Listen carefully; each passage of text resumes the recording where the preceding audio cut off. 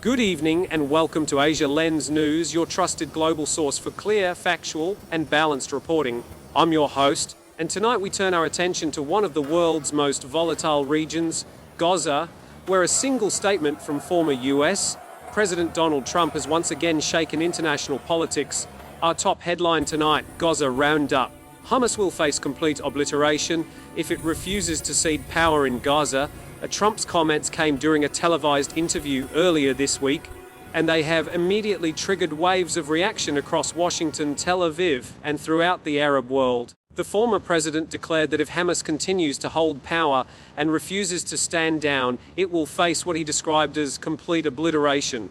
These remarks, characteristic of Trump's direct and forceful style, have drawn both strong support and sharp criticism, reopening debates about US policy toward the Israeli-Palestinian conflict and the long-term stability of the Middle East.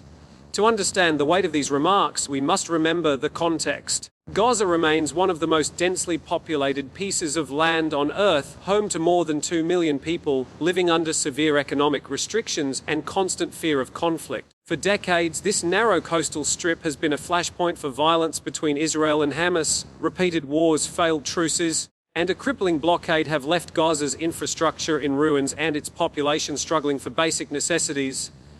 Trump, speaking with characteristic conviction, insisted that the situation could no longer continue under Hamas leadership. He argued that peace is impossible while a militant organization remains in charge of Gaza. His exact words were, "If Hamas refuses to cede power, Gaza will face total destruction. The people of Gaza deserve freedom, not fear. They deserve leadership that builds schools and hospitals, not tunnels and rockets." The reaction in Washington was immediate and divided. Supporters within the Republican Party praised Trump's tough stance, describing it as a wake-up call to those who have tolerated what they call Hamas's reign of terror. They believe that without decisive action, Hamas will continue to destabilize the region and threaten Israel's security. Others, however, have warned that such language could make an already fragile situation even more dangerous. Senior diplomats cautioned that words like obliteration could be interpreted as a green light for military escalation, jeopardizing humanitarian efforts and peace negotiations currently underway.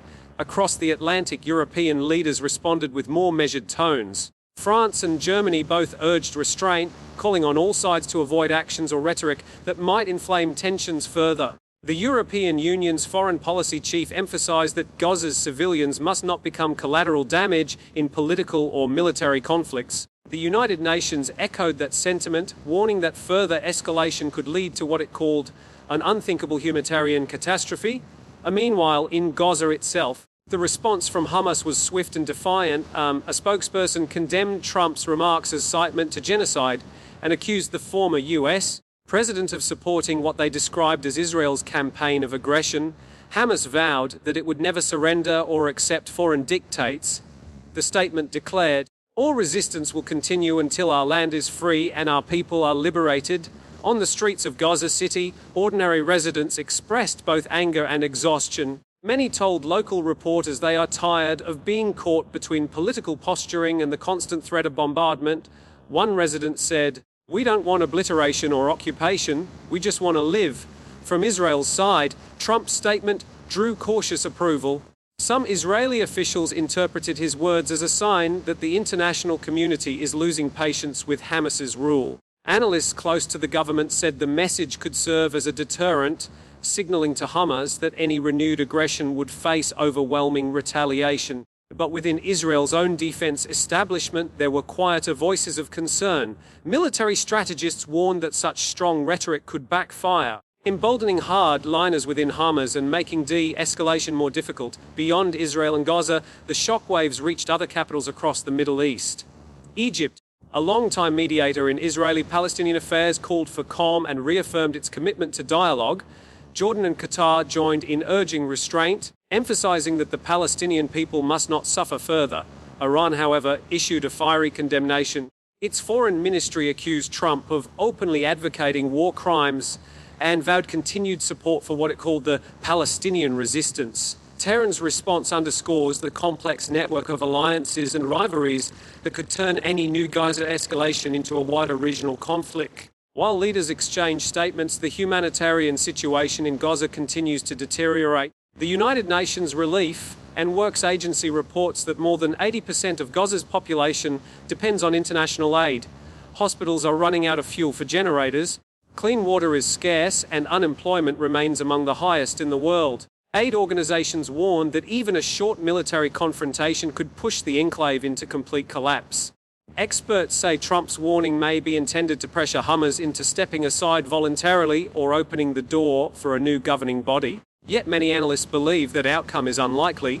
Hamas has maintained power since 2007 despite years of isolation, sanctions and military offensives. Its leadership considers control of Gaza not just a political position but a symbol of resistance.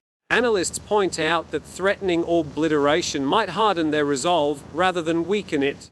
The White House under the current administration has not officially endorsed Trump's comments, but reiterated that the United States remains committed to Israel's right to defend itself and to a two-state solution achieved through negotiation. Officials stress that rhetoric should not stand in the way of humanitarian aid reaching civilians. Nonetheless, Trump's words have reignited debate in Washington about how best to deal with groups labeled as terrorist organizations while still promoting peace and stability. Political observers also note the domestic implications for Trump himself, as he positions for potential future influence in American politics. Strong statements on foreign policy, especially regarding Israel, resonate deeply with segments of his support base. His call for complete obliteration of Hamas might appeal to voters who favor an uncompromising approach to terrorism, but it risks alienating those who view diplomacy and humanitarian relief as essential. Regional analysts agree that the situation in Gaza represents more than a local dispute. It is a test of the international community's ability to balance security, sovereignty, and human rights. If history is any guide, every escalation in Gaza ripples far beyond its borders, affecting oil markets, refugee flows, and diplomatic relations from Washington to Riyadh to Beijing. The world is once again reminded that peace in the Middle East cannot be achieved through military dominance alone. It requires political courage and mutual recognition of each people's right to exist. As night falls over Gaza, the people there face an uncertain future. For them, political speeches thousands of miles away translate into very real consequences. The sound of drones overhead, the fear of airstrikes, and the daily struggle to find food, medicine and hope. Humanitarian workers continue to plead for access, warning that without immediate aid, Gaza's fragile systems could collapse entirely. Tonight, as we reflect on Trump's statement and the responses it has generated, the question remains: what path forward can bring lasting peace? Can there be security for Israel and freedom for Palestinians without repeating cycles of destruction? Analysts say any real progress will require compromise, a word often absent from this conflict. Unless both sides and the international community commit to sustained dialogue, the threat of obliteration will hang like a shadow over millions of lives. And so, as the world watches, diplomats race to prevent another war, humanitarian agencies struggle to deliver aid, and families in Gaza pray simply to survive another day. The future of Gaza, Israel, and indeed the broader Middle East, may depend not on the power of weapons or the volume of rhetoric, but on the willingness of leaders to choose peace over provocation. This is Asia Lens News, where we remain committed to bringing you clear, factual, and reliable updates from around the globe. Thank you for joining us tonight. Stay informed, stay aware, and stay connected with Asia Lens News, your window to the world.